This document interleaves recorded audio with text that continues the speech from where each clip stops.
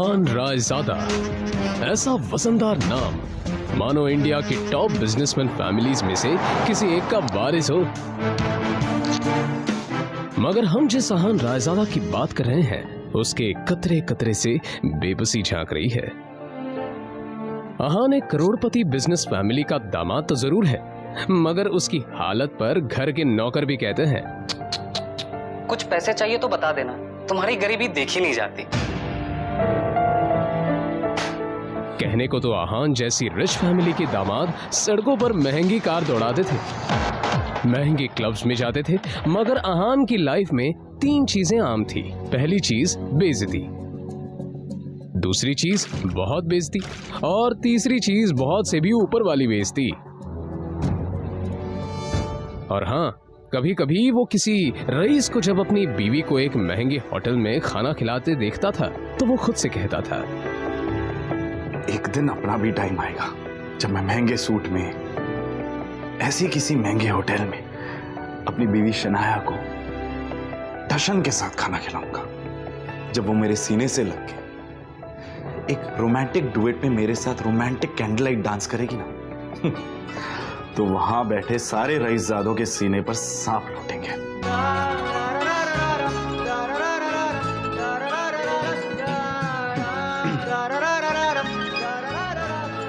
जरूर शनाया ने बुद्धि विश। अहान चौंक कर उठ खड़ा हुआ। मोबाइल स्क्रीन पर देखा तो शगुन का फोन था।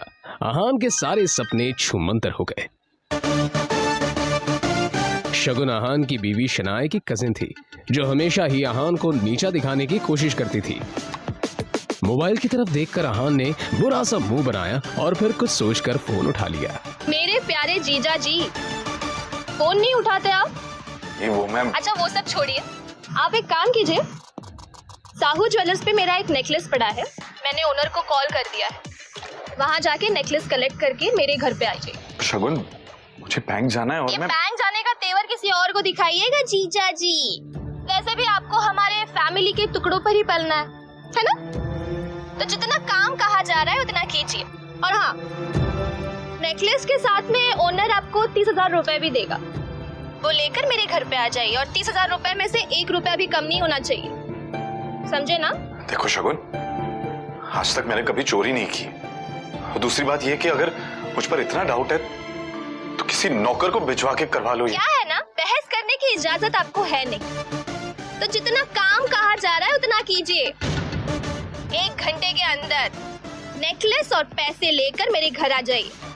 और फिर से कह रही हूँ, 30,000 रुपए में से 1 भी रुपया कम नहीं होना चाहिए। बाय। अरे है दीदी को बुलाओ यार, है दीदी।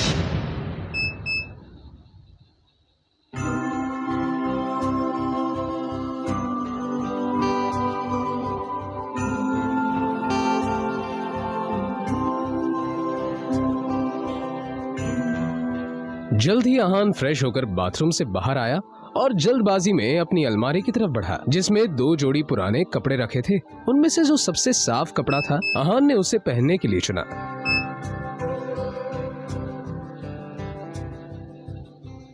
तैयार होकर वो बाहर निकला और जैसे ही सामने देखा तो उसकी सांस यामिनी गिल अपनी कुछ सहेलियों के साथ रमी पार्टी में व्यस्त थी। तभी यामिनी जी की एक सहेली ने अपने सैंडल की तरफ देखकर कहा, यामिनी, ये देखो ना, तुम्हारे आते आते मेरा बेल्ट टूट गया चप्पल का, अब मैं घर कैसे जाऊंगी? अरे इसमें टेंशन लेने वाली कौन सी बात है, तुम पार्टी एंजॉय करो, मैं नौकर से कह दूंगी, वो ठीक करवा कर लाएगा। ना ना, मैं नौकरों पे भरोसा नहीं करती, मेरी चप्पल महंगी है, तू एक बार टूट गई चप्पल तो मैं दोबारा पहनती नहीं हूँ, लेकिन क्या करूँ, घर भी तो जाना है ना।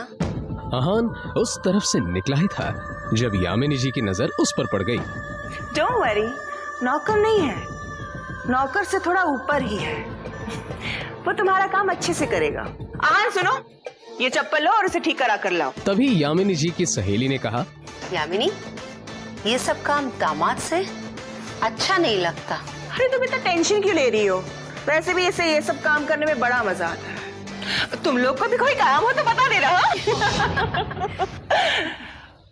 दामाद है तो क्या हुआ, चप्पल भी ठीक नहीं करा सकता?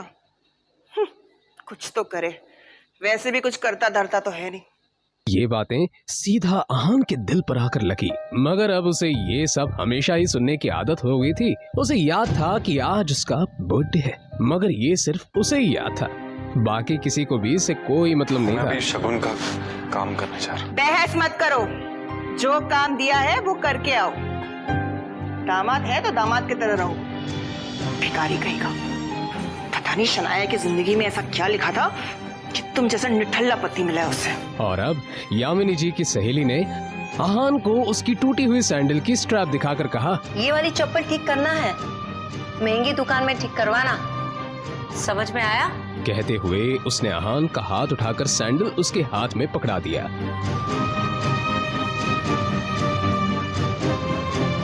ना चाहते हुए भी आहान को यह काम करना ही पड़ रहा था।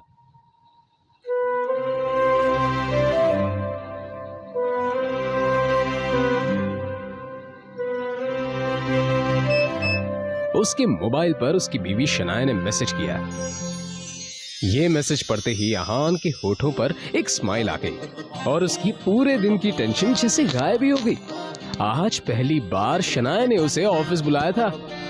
एक वही तो थी उसकी जिंदगी में जिसकी मुस्कुराहट देखकर वो खुद को जिंदा रखता था।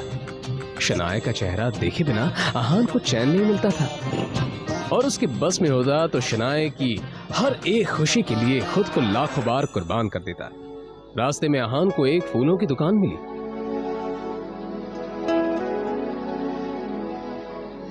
और अपना पर्स निकालकर देखने लगा। उसमें सिर्फ 500 का एक नोट पड़ा हुआ था। जैसे ही आहान वापस मुड़ा तो उसे शगुन का काम और अपनी सास के दिए हुए काम याद आ गए।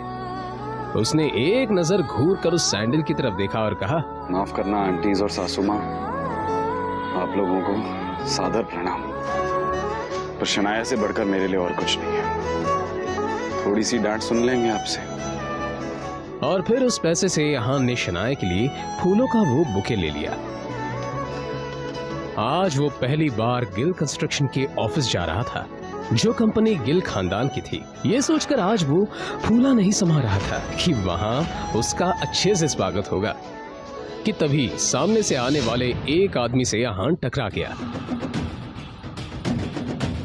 उसका नाम देव मल्होत्रा था। यू इडियट, दिखाई नहीं देता तुम्हें? पता नहीं कहां से मुंह उठाकर चले आते हैं। इस ऑफिस में तुम्हारी खड़े होने की भी औकात नहीं और ऐसे टहल रहे हैं जैसे तुम्हारी खाले जी का घर है। कौन हो तुम? शायद देव मल्होत्रा ने भी उसके बदरंग कपड़ों से उसे नौकर या ऑफिस बॉय ही समझ लिया था। मल्होत्रा ने एक नजर नीचे पड़े बुके की तरफ देखा और फिर उसे अपने पैरों तले कुचल के बाहर निकल गया। आहान ने अपना सर झुकाए बस उस बुके की तरफ देखा। उधर शनाया अंदर से ये नजारा देख रही थी। तभी आहान की नजर शनाया पर पड़ी तो एक पल के लिए वो अपनी बेइज्जती भूल गया और वो शनाया के केबिन में दाखिल हो गया। वो शनाया की तरफ बढ़ा। अब जाने भी तो शनाया, जो हुआ मेरे साथ वो हुआ, और तुम इतना टेंशन क्यों ले रही हो? जो बात गई वो बात गई। तभी शनाया चीखते हुए बोली, दूर हटिए आप मुझसे, दूर हटिए। आप चले क्यों नहीं जाते मेरी जिंदगी से? नर्क बना रखी है मेरी जिंदगी। आहान को एकदम से झटका सा लगा। वो खुले मुंह से शनाया की तरफ देखता रह गया। तभी शनाया आगे बोली, पता नहीं कौन से बाबू की सजा मिल रही है मुझे। नहीं, आप चाहते क्या? पापा ने हम दोनों की शादी जबरदस्ती करवाई थी, वरना आप तो कभी मेरे लायक थे ही नहीं। और आज भी आपको पति कहते हुए मुझे शर्म आती। अरे हाथ में ड्राइवर नहीं था इसलिए आपको बुला लिया, पर मुझे क्या पता कि मेरा पति इस काम के भी लायक नहीं है। यहां आकर आपने मेरे सबसे पुराने क्लाइंट मिस्टर मल्होत्रा को नाराज कर दिया है। अब कैसे होगा काम मेरा? आंखों में आंसू लिए शनाया ने आगे कहा, मैं जहां पर भी जाती हूँ आप मुझे बेइज्जती के सिवा और कुछ नहीं दे सकते। सिर्फ एक बदनुमा दाग बनकर रह गए हैं आप मेरी जिंदगी पर। इतना कहकर शनाया केबिन के बाहर निकल आई। तभी रास्ते में पड़े बुके की तरफ देखकर शनाया ने कहा, क्या है ये सब? क्या गंदगी फैला रखी है यहाँ पर? फेंको इसे डस्टबिन में। फूल को अपने पैरों से कुचलते हुए आगे बढ़ गई।